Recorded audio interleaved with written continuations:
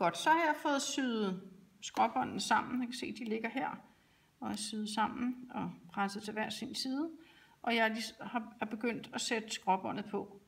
Det jeg har gjort, det er, at jeg har fundet midten af halskanten, for det er halsen, jeg er ved at sætte den på, og midten af skråbåndet, fordi så kan jeg køre ud til begge sider og sørge for, at jeg får holdt lige meget til.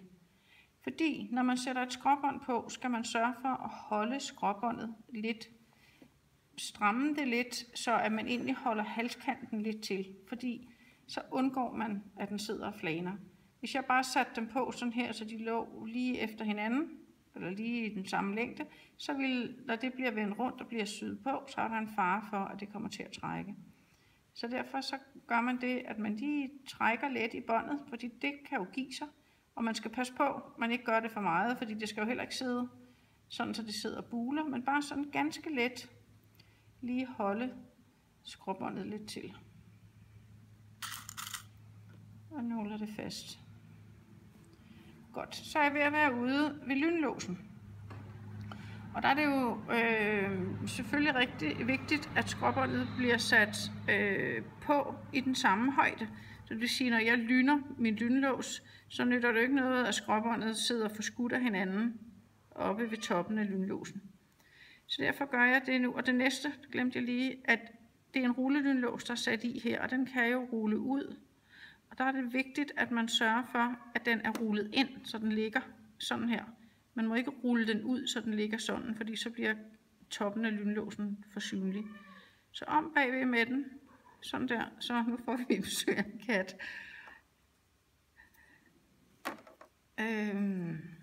Stoffet holdes let til igen, eller skråbåndet, og ligger her, sådan.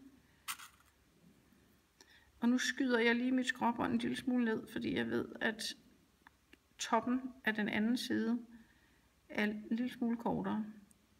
Så lægger jeg den til sådan der, så den ligger her, og så kan jeg lige folde op og se, hvordan den ligger. Og så kan jeg lige lave kontrol, så jeg lige lynlåsen sammen. Der. Og så kan jeg folde mit skråbånd op sådan her, og se, at det ligger, kan I se, det ligger fuldstændig lige over for hinanden. Så linjerne løber over her. Så nu skal jeg syde det fast. Det, der så er rigtig vigtigt, det er, at skråbåndet, når det bliver vendt rundt, det bliver vendt rundt sådan her, og bliver vendt rundt en gang til, så er det jo vigtigt, at herfra og op til, hvor det kører rundt om stofkanten, at den er lige bred.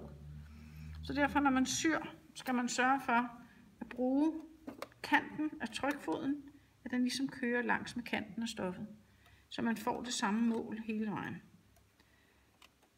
Og nu snyder jeg så lige lidt i kanten heroppe for oven, fordi jeg ved, som jeg sagde før, at stykket er en lille smule bredere eller højere på den ene side end på den anden.